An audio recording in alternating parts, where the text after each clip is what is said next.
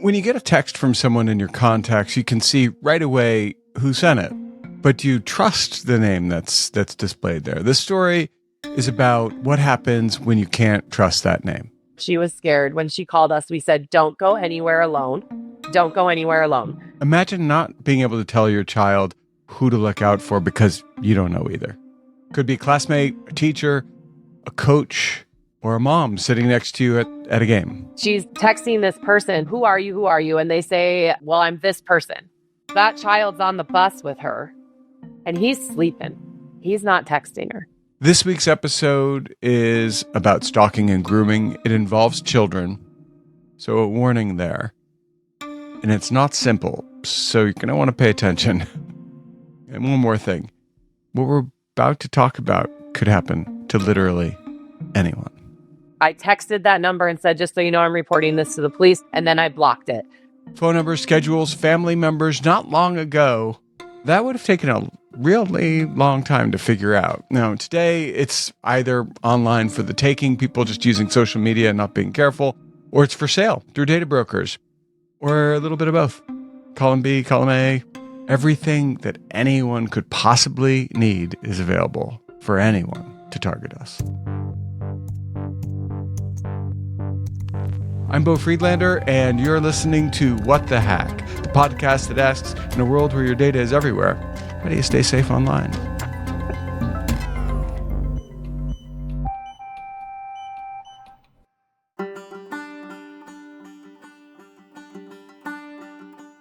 Kathy Holman, thank you so much for joining us today. Beau, thank you for having me. I appreciate you making the time and taking the time to chat with me. All right, now you have a blog, and it's been around for a while. What's the name of the blog? So I'm originally from Milwaukee, Wisconsin, and I came out to Wyoming, where I currently live. Keep in mind, this was the late 1900s, okay? People were still doing this. I went to the University of Wyoming to find a cowboy and marry him. Really? And yeah, 100%. That's why I picked Wyoming. And I did. I met him at Frontier Days, which is the daddy of them all, biggest, world's largest outdoor rodeo. So we've been married for 22 years and have 5 children. So it's prairiewifeinheels.com, and I began it 13 years ago. And so the Prairie Wife comes from the fact that I live in the middle of nowhere, Wyoming. And the in heels is a nod to the city girl in me because I still have some of that vibe going on. I don't know much about Wyoming. Cowboys, I guess. What a lot of people know about us is we have Yellowstone, as in the park, not the TV show, but a lot of our lives are like the TV show. Cowboys, we're the equality state because we're the first state to give women the right to vote. Think mountains, wide open prairies, America how it used to be. But now, America how it used to be, to me, doesn't include suffragettes, actually. So, like, how is that the case? So, Wyoming's an interesting place. Because we were out there feeding cows and 40 below right next to our husbands, right? Yep. So, actually, I could go on forever because I'm the world's biggest nerd. But technically, the reason why we were the first state to give women the right to vote is because we had so few people that was the only way for us to become a territory and then become a state. And even now, Wyoming is the least populated state in the union with just over 500,000 people in the entire state. 500,000 people. That's what we have in a couple of the cities in Connecticut where I live. But we don't even have a Costco in our state. What? Not even a single Costco in Wyoming. So wait, Wyoming's in the middle of nowhere, but you're in the middle of nowhere in Wyoming, Glen Rock, right? So is that is that really in the middle of nowhere? It is. There's 2,400 people. We do not have a stoplight. There's just a 4-way stop and like no fast food. There's 2 gas stations. A Dollar General just got built though. Big deal. Congrats. Deal. All right. So Kathy, and listeners, trigger warning, if you don't like complicated stories, maybe episode is not for you because this is a complicated story, but it's also a story about stalking and grooming, and that is a serious trigger warning. Having said that, Kathy, if you had to, in a nutshell, say what happened, what happened? This is a story about how technology allows people to hide behind it and do damage that they would never think about doing if it didn't exist.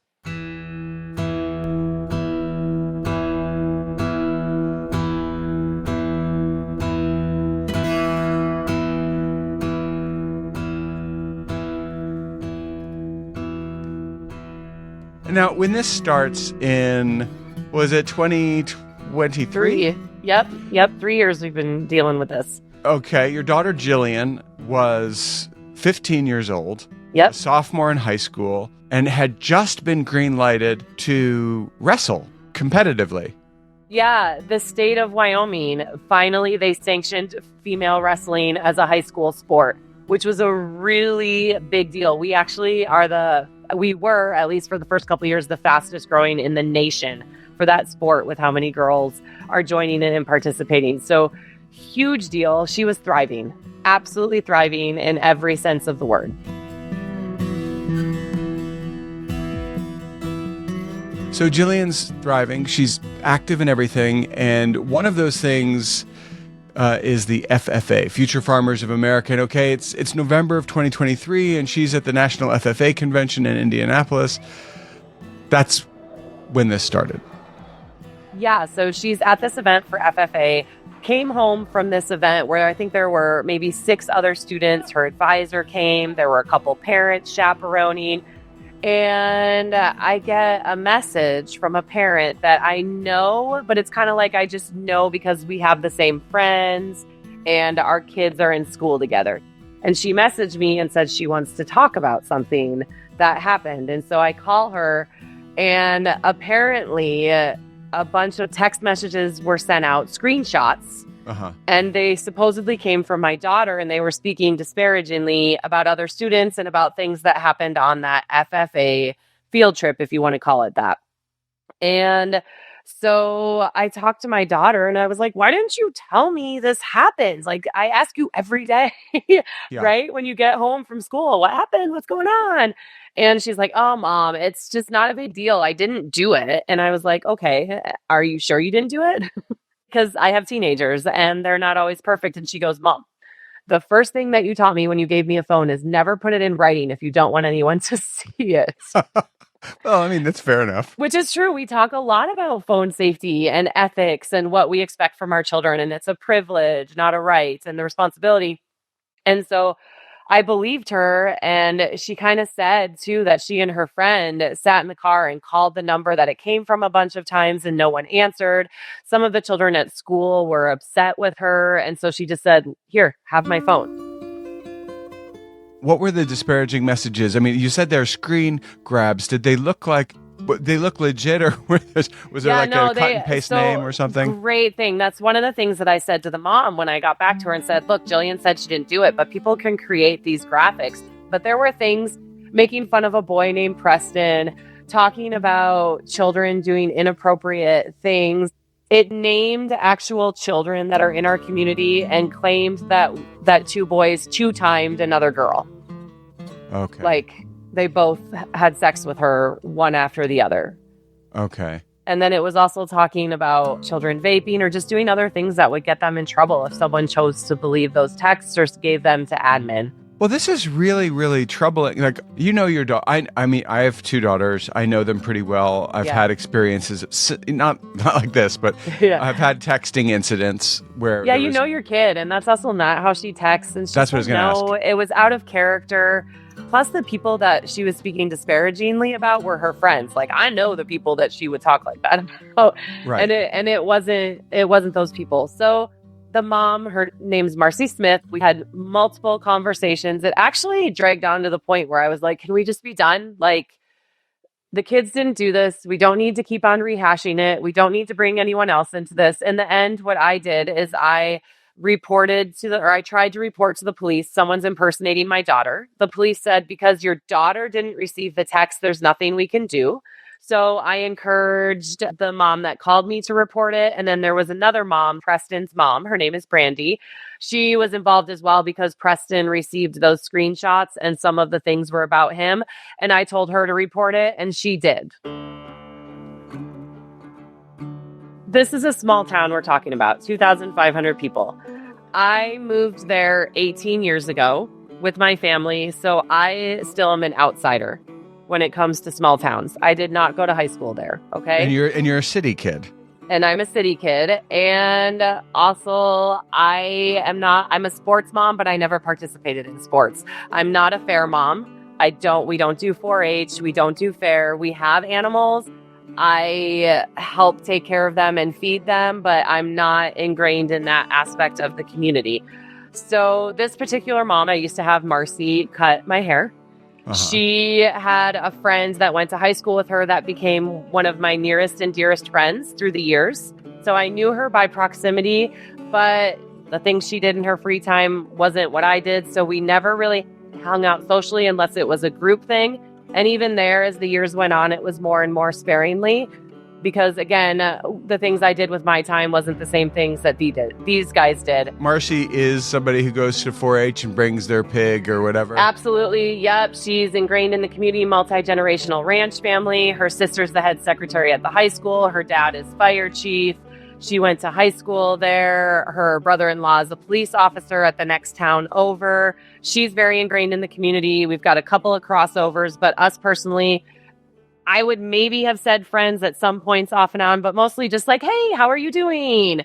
We're both at sports together. Our daughters both play volleyball together. But again, she didn't even have my phone number after knowing her for all these years, just to kind of put that into perspective.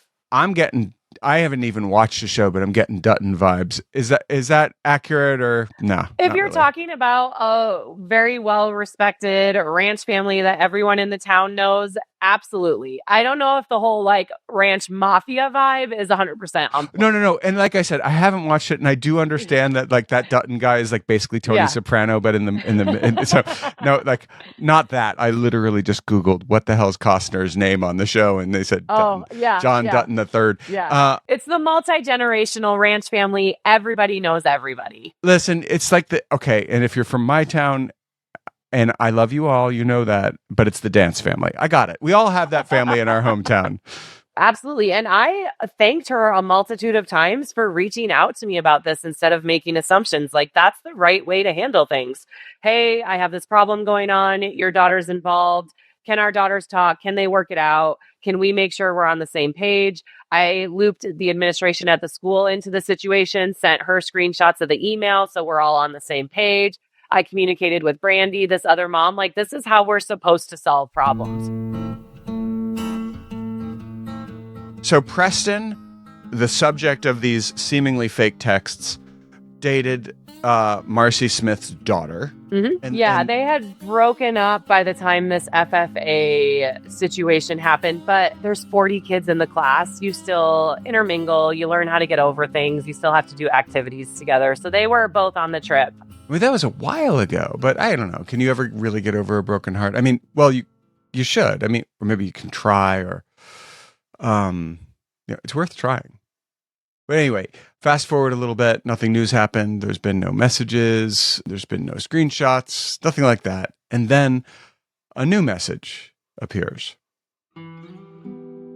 Yeah, and it said, "Hey, Prairie Wife," which is my brand name from Prairie Wife and Heels, and went on to say that they were a concerned parent and they were alerted to some text and some conversations. And our daughter had been talking about how she had been giving, and I'm just going to quote it, blowjobs, in parentheses, ew, I even hate saying that word, to boys at school. And that also Preston had a bet going on saying that he was going to take away her V card, meaning her virginity. Now, were you taking this seriously at this point, Kathy? Like, did you think it was real, or did you think it was something like the supposedly fake screenshot that had already been discussed? It just didn't sit right with me, especially with what had happened. The ew, I feel weird saying that. That's not how an adult would talk, right? An adult wouldn't say, ew, I feel weird saying blowjob. So that was a little red flag to me because they said they were a concerned parent. So I responded with, if you're not going to tell me who you are, I'm not going to talk to my daughter about this. Nothing happened. And then all of a sudden, 20 minutes later, my phone rings and it's my husband, and I knew. And I opened up my phone and he is losing his mind because they copied and pasted that exact same text, changed it to Mr. Prairie Wife, which is what I used to call him when I had a radio show. I had a radio show here in town for 5 years, and it was the exact same word for word. I had to pull my daughter aside and take her into the bedroom. That's where we have our private conversations. And I had to say, I'm going to ask you a question. And if your answer is yes, we're going to talk about how you can make decisions at one time and decide that that decision no longer works for who you want to be and stop. And if your answer is no, I'm going to believe you. So I had to tell her and I had to ask her, are you doing this with boys? Did this happen? Is this something that's happening? And she was mortified. She was crying. And I'll never forget the look on her face when she realized that her dad got that same text. We don't think our daughter's perfect. So we asked her, is this true? Did this really happen? All along the way. And so I sat down. I have access to all of her bank accounts as the mom. I'm on there as a cosigner or whatever the smart word is for it that I can't think of. And I looked to make sure there hadn't been either a cash withdrawal in a large amount of money to purchase a burner phone, or that she hadn't gone and bought something at Walmart, and there was nothing. I mean, that is damning for the situation, because now you know somebody else is doing this. And now you have to find out who is doing this.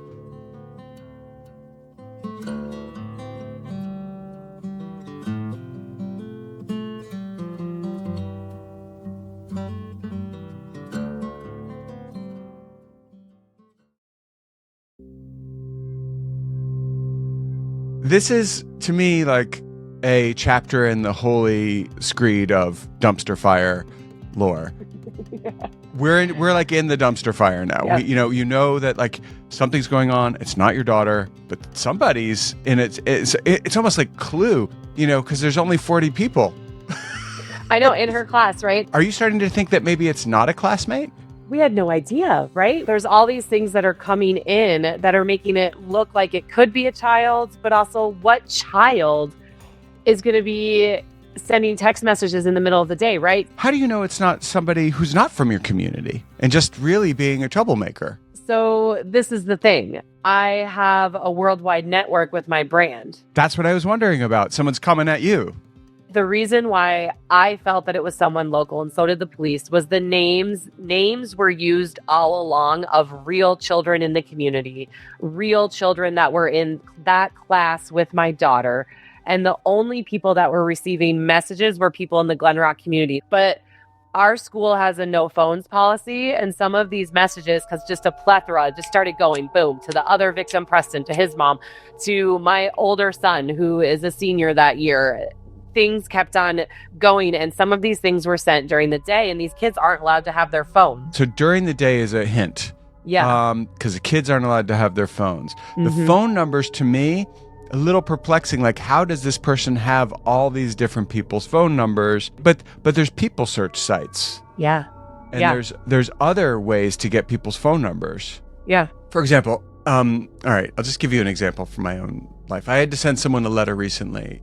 We've been going back and forth a bunch, and they were doing me a favor, and I didn't want to bug them one more time to tell them I forgot the name of an in-law who I needed to list on this email I was sending. So I figured I'd just Google it, and within a few minutes, I didn't have everything I needed, and I didn't have the name of the in-law I was looking for. But man, all these other relatives were up there. Their addresses, their family members' names, other family members' names, phone numbers, email. I had enough information, basically, if I was a different kind of person, to target the whole family. Yeah, and they're getting minors' phone numbers. They're getting children's phone numbers. So there's another child at our daughter's school that received a text that said, Jillian's going to beat you up.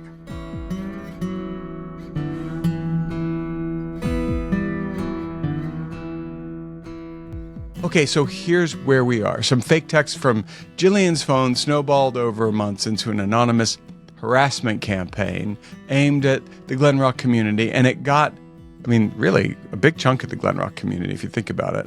And it got Kathy thinking that someone was targeting them, their whole family. And in the middle of this, life goes on. Jillian and Preston, actually, they've been friends since middle school. They start to, as teenagers say these days, talk.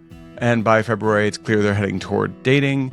But then Jillian starts getting some weird texts about how she looks, coming from someone named Al Deaver. I don't know. I feel like I should say that 5 times fast and it'll make sense. Now, this name isn't a complete surprise. It's actually a fake profile that Preston uses to shop on Facebook Marketplace. It's a fake name made up by a kid, so I'm probably right about saying it fast. But anyway, his parents know about it. They probably haven't said it fast. Anyway, I'm sorry. Can't get over it. But someone cloned it here because it wasn't Preston. They took that name and they set up a fake Instagram and started messaging Jillian, and they started messaging other students at the school. Basically, everything has to do with tearing down Jillian's character to others, including Preston and his family, so he won't be interested in dating her, and so she'll have privileges taken away by coaches, teachers, and us. And then trying to get her to date other boys or feel like Preston is not worthy of her. It's a little messy and a little complicated, but all you need to know is that someone is continuing to pose as different students, spreading false information, harassing people. And at this point, no one really understands why. And Preston and Jillian were in communication all along. Our daughter was under strict instructions to talk to no one about this. And my husband and I talked to no one about this because we don't know who's doing this. We don't know who we can trust. So the only person that Jillian could talk to about this scary, huge thing that took over our lives was Preston, who's also a victim, her friend at the beginning who was a part of the situation and who also received texts from the person, her brother, and her dad and I.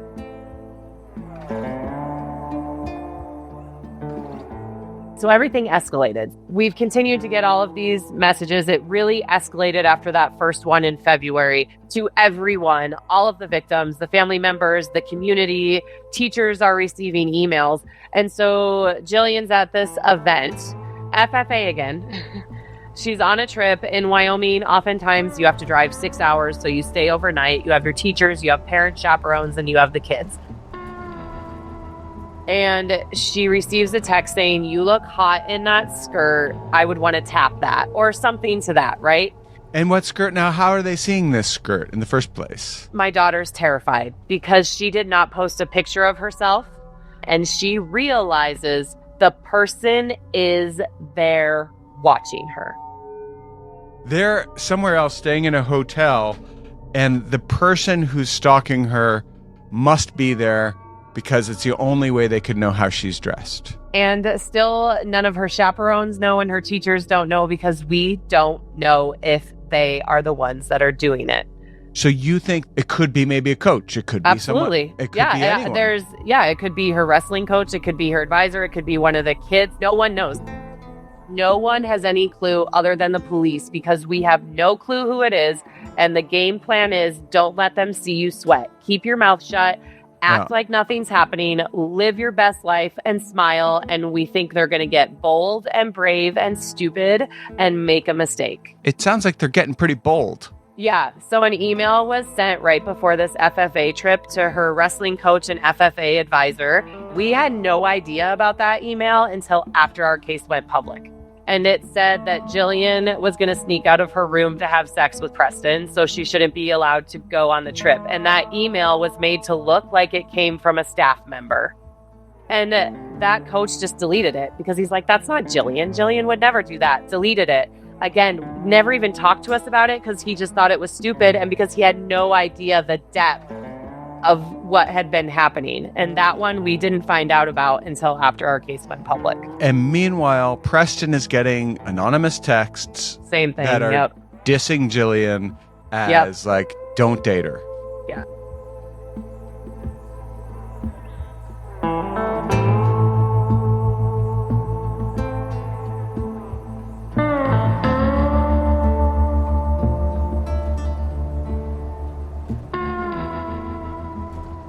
And also with the FFA situation where she was scared, when she called us, we said, don't go anywhere alone. Yep. Don't go anywhere alone. Thank God we have the relationship with our daughter that we do, that she played along with all these things, even though it was really hard for her. She trusted us. She knew this was in her best interest, that we were fighting for her, that we were taking care of her. So they're on the bus back from the trip. And she's texting and being like, texting this person and who are you? And they say a child's name. Well, I'm this person. And Jillian looks over there because that child's on the bus with her and he's sleeping. He's not texting her. Okay. So she knows it's not him. All right. So we can eliminate one person off the list because of that. But it was someone that was there. But at some point, when you start to see, like, it can't be this, it can't be this, it can't be this, it can't be this, you start to say, it has to be. You start narrowing it down.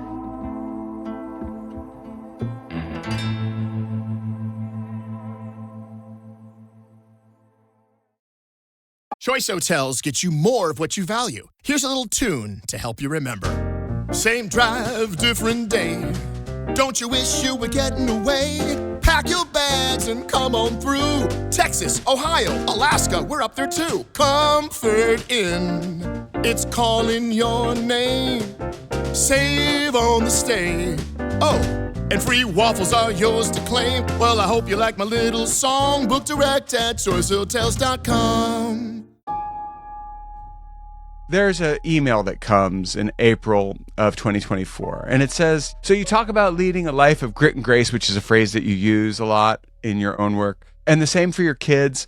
But let me tell you, your daughter shouldn't be a snatch. All right. That is not how a Gen Z person talks. Yeah. Try explaining what that means to a 16-year-old at the time. I wouldn't know where to start because I'm not quite sure where the term comes from, but I know it's not okay. Okay, so the backstory on this email is it's prom.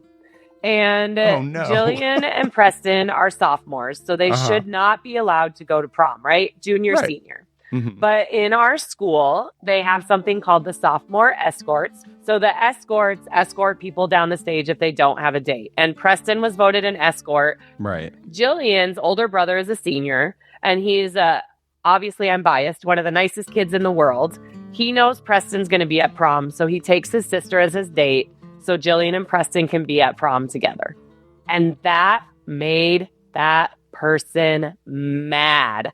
I received the email from the teacher, which, by the way, turned out to be the same fake teacher account that was sent to the coach we talked about. And I received text messages. Preston's mom received a message that was from an old man that goes to their church about how Preston's behavior at prom. Like, I think there were 4 to 6 messages that night of prom that we received. That person was mad. So we have this email that's supposedly from a teacher. Small town. I reach out to the teacher. I know her. She's taught all my kids. She said, I would never speak about a child that way, which I already knew. But I needed to confirm and make sure. This broke the case because we finally have an email, not an anonymous message sent from a burner app. The police can get a warrant and find out where the email came from. Our plan worked. Live your best life, keep your mouth shut, let them think they're getting away with it, and they'll make a mistake. And there we had it. Now, going back to it, I'm reading the language of the email. I see that word snatch, and I know it's not a kid. Because my daughter goes, what's that?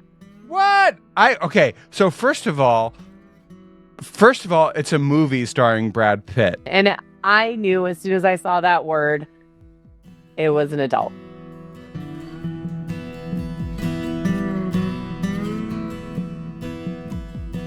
Okay, so you got this email and you were finally able to get a search warrant.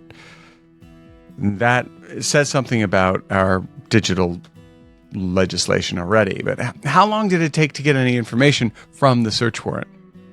3 months is what it took.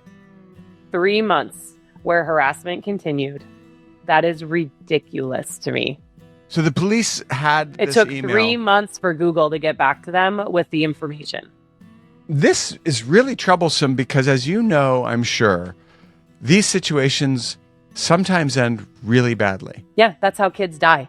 So shame on Google for not getting right back to them.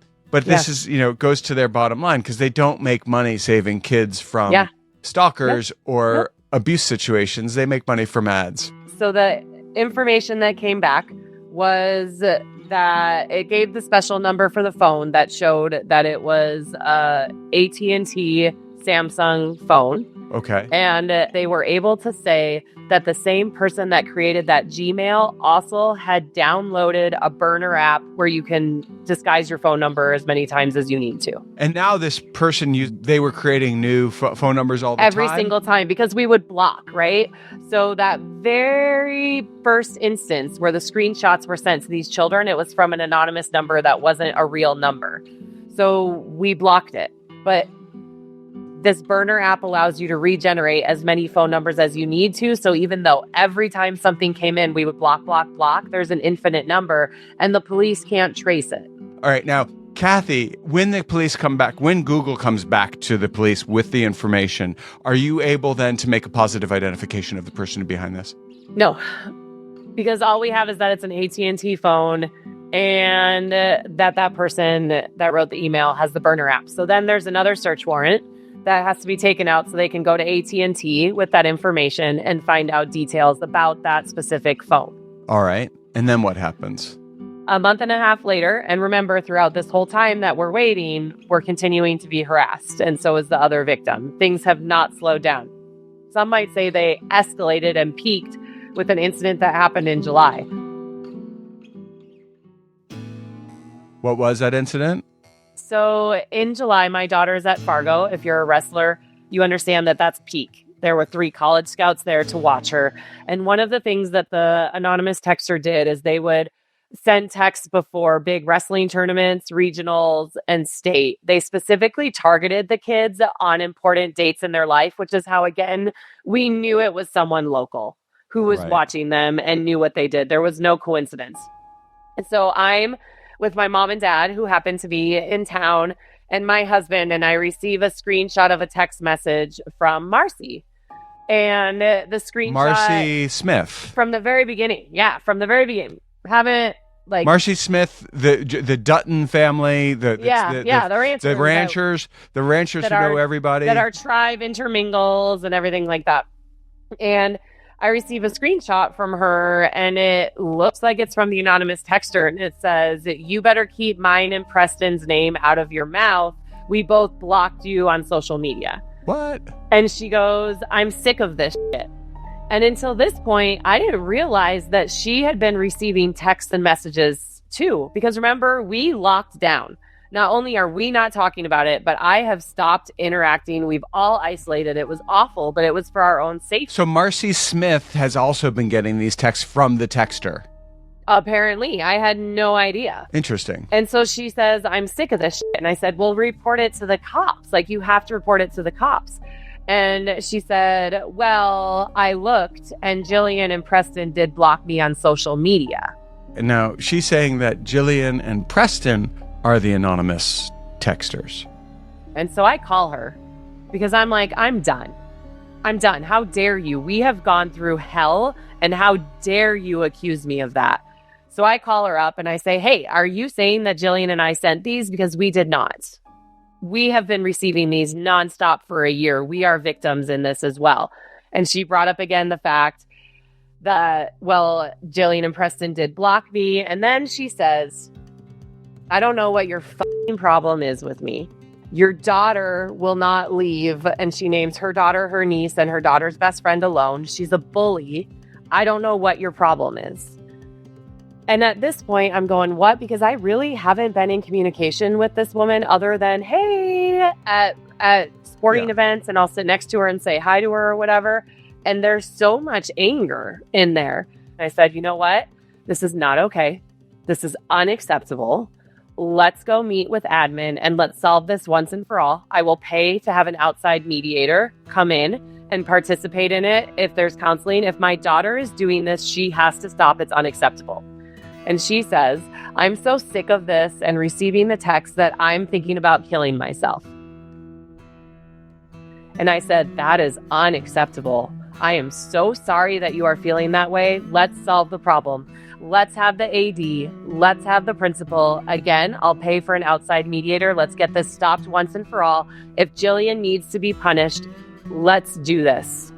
We need to stop this. It's not okay that you're feeling that way.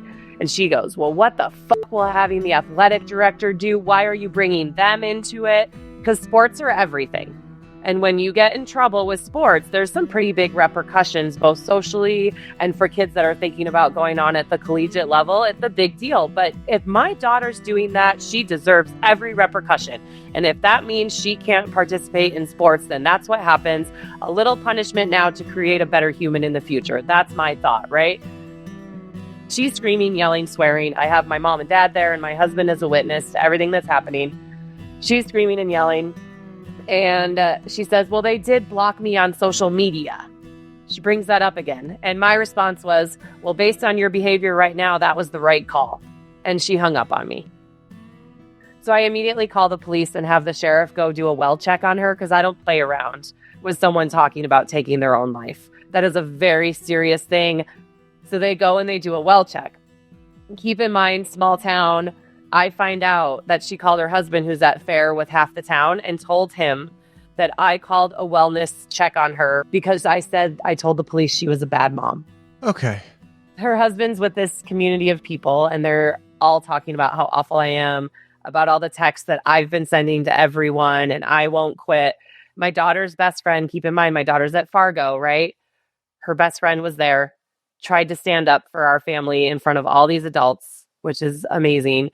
And then called Jillian and told her about it. And so Jillian calls me, and she's a wreck. She can't even talk. The coaches are like, what has happened? What is going on? Your daughter's having a panic attack. And we finally had to let her coaches know what was happening and cue them in so they could care for her, because she's 10 hours away from me. And she's been so good and so strong. And she called me and she's just asking me, what have I done? Who hates me this much? And meanwhile, we're just waiting for Google to get back to us. Just waiting for Google. That was during the 3 months when Google was taking their sweet time. Yeah. Yeah. That is it's appalling. Well, that's and literally it sounds like at least 2 lives were on the line during that period while Google was taking their sweet time to do this. Yeah.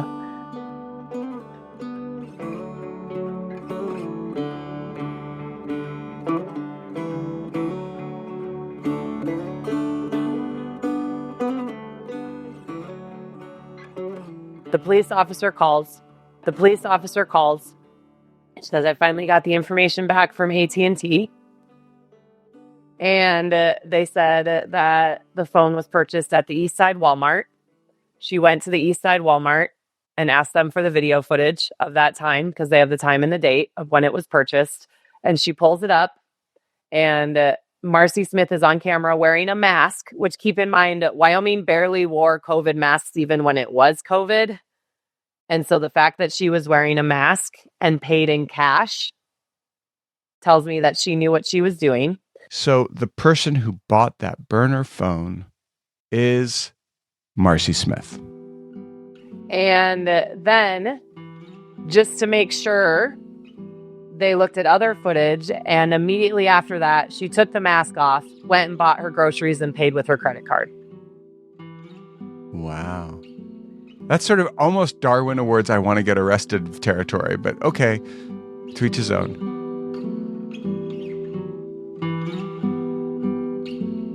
All right, so I assume here, Kathy, that Marcy Smith is arrested based on this information, and she's now serving time in probably a low security prison somewhere, state prison somewhere. Stop shaking your head. She's in a prison in Wyoming.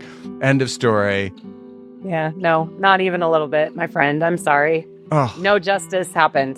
We found out who it was. It took a couple days before they were able to bring her in for questioning.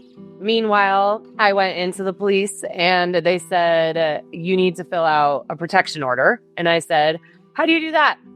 And they directed me to something called the Converse County Hope Center, which is our local county's victim advocacy services, which I had no idea such a thing existed. And I just want to put out there that it is the most amazing service. It is everywhere in every state. It's your victim advocacy services. If you think you are a victim of a crime, even if you haven't even talked to the police yet, go to them and they will help you. So we were assigned a victim advocate who at times was the only person that gave us hope and comfort through the terrible process that followed. And she filled out a protection order with me. We couldn't turn it in until Marcy had already been brought in and questioned. So I just had it ready to go. And then we slapped it on the judge's desk as soon as Marcy went in and confessed, which she did confess. It took her a while to get there. I have a copy of not the full confession word for word, but the paraphrasing. She started out and just talked about how we had sent the text to her, how horrible it was when the police asked, what do you think the Holmans should have to do as a repercussion for sending these texts to you and doing this? She said all she needed was an apology. And then the police officer said, well, actually, we know it was you. When I finally got the opportunity to read through the full confession, which was actually only a few weeks ago, it was insane to me. She started out acting as a victim the whole part. And even at the end, she said she was afraid of the repercussions from the Holman family and wanted to get a protection order against us. Ms. Smith, This is the judge at Marcy Smith's sentencing. one of the most precious things about a small town is the trust that people develop in each other in a small town. You've obviously destroyed that completely. I assumed she was just like those teachers who get obsessed with a student kind of thing, and that's what we were really dealing with. But it sounds like she wanted all along Preston to date one of her daughters. With her confession, it was all about what happened with our daughter, right? So there's nothing about what her motive was. Nope. It's just, she said that she did it because my daughter bullied her and I ruined her life. That's what's in there. That's what's in the confession. That's not a confession. That's not an apology. That's nothing. But it was ownership for what she did. And so then the state in a criminal trial charged her with stalking. Stalking? Yep. Stalking her. But she stalked hundreds of people or whatever, 40. I think that in the end, I think there were 20 different people that received texts from her maybe, but they're focused on what she did with Jillian because that's the evidence that they have. That's the police file that was opened. Those are the charges they can press. Okay. So why doesn't that land her in jail?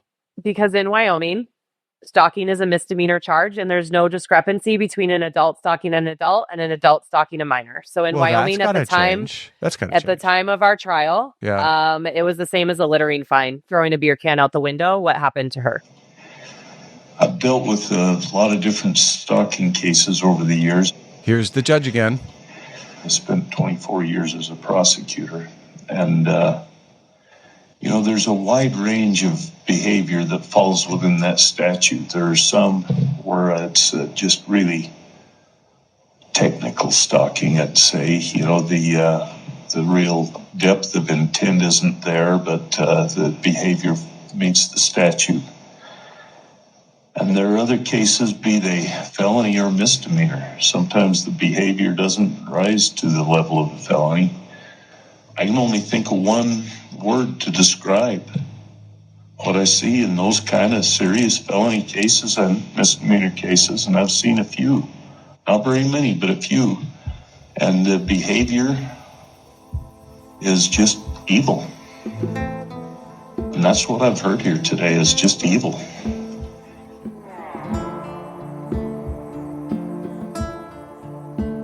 I've been in contact with Brandy, Preston's mom, this whole entire time. And I'm not going to deep dive into his case. It is all up at prairiewifeandheels.com if you want to. And you'll get a much bigger picture. But when Brandy found out Marcy was the stalker, she had a police file too. She went and looked at texts that Marcy sent from her actual phone when Preston was dating her daughter. And after Preston was dating her daughter, And very clearly, Marcy was grooming Preston. Grooming Preston to be... For herself. So I was right. Or for her daughter, interchangeable. Oh, boy. So Brandy goes to the police with this new evidence, right?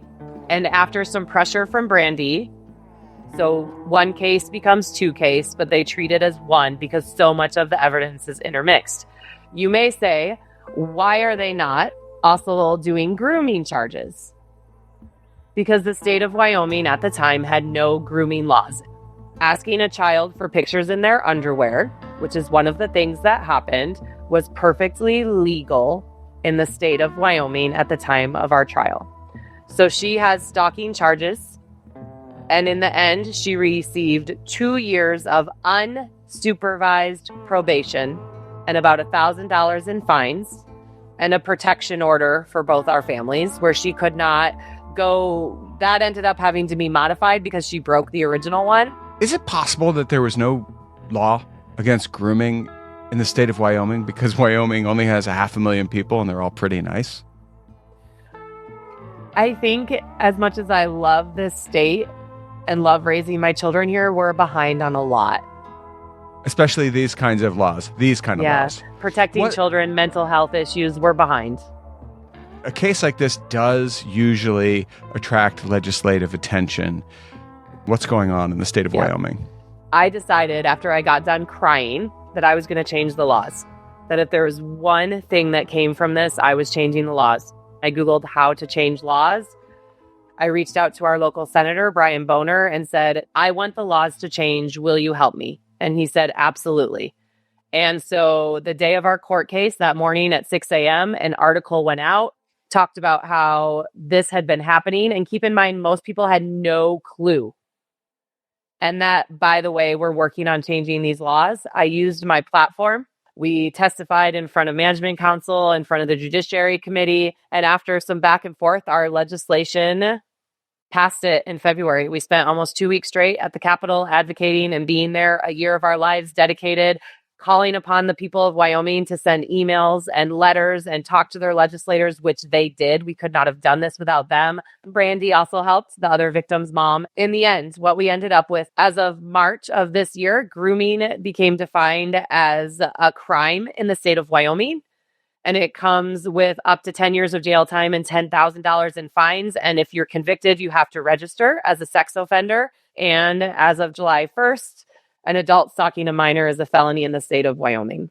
The reason why we needed to change the law is we put in the protection order, which is highly unusual, but we put it in to protect our community, that for the length of the protection order, she could not volunteer or chaperone at schools and be near children. She has misdemeanor charges. She'll be able to pass any background check. She can go and work with children and go back to being an advisor and go back to being a chaperone as soon as that protection order is up. That is why it was so vital that we have an adult stalking a minor a felony, because that will come up in a background check and not allow her to be near children. And establishing grooming, same thing, or it would have if she had been able to be charged.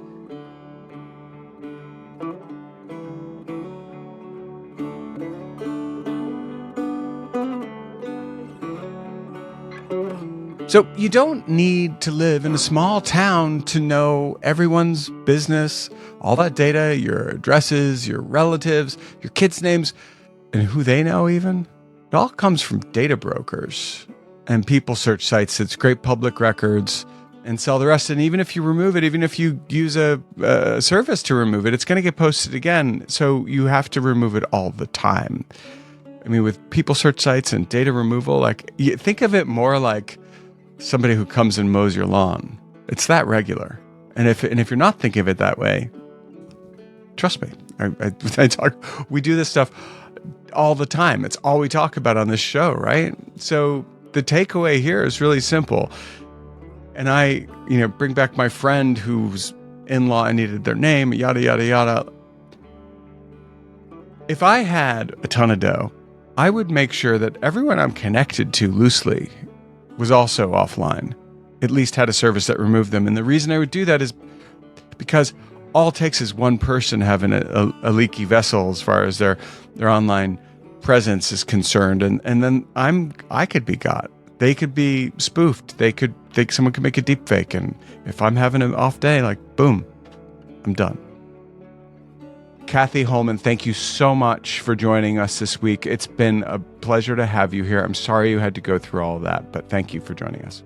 Thank you for having me. Thank you for allowing me to share our story. And I have tons of stuff about parents keeping kids safe, about tech. And if you want to do the deep dive into this case, just find it all at prairiewifeandheels.com.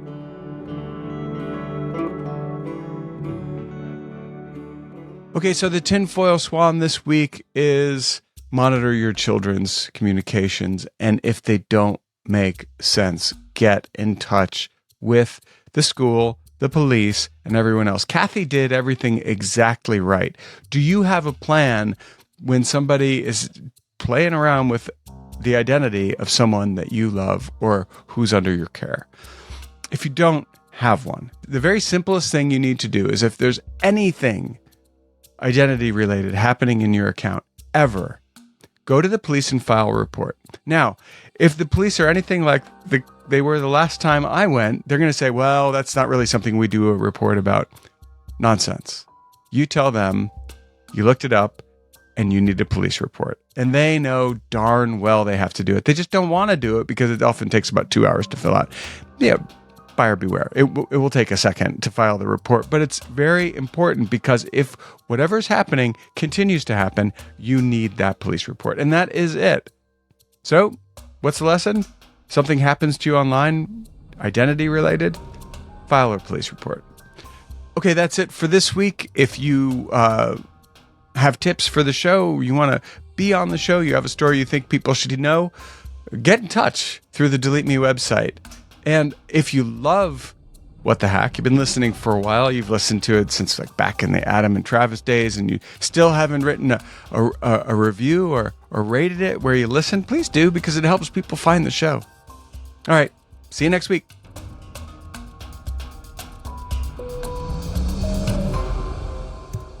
This episode of What the Hack was produced by me and Andrew Stephen, who also did the editing. What the Hack is a production of DeleteMe, which was picked by the New York Times Wirecutter as the #1 personal information removal service. You should be using it already. If you're not and you want to, well, you can. Here's what to do. Go to joindeleteme.com/WTH. That's joindeleteme.com/WTH and get 20% off. I kid you not, 20% off. That's joindeleteme.com/WTH. Now stay safe out there. See you around.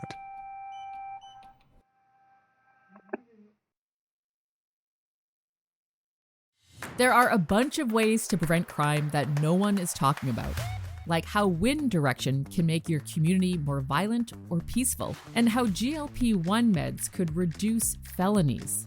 This is Fighting Crime, where we ask the big questions.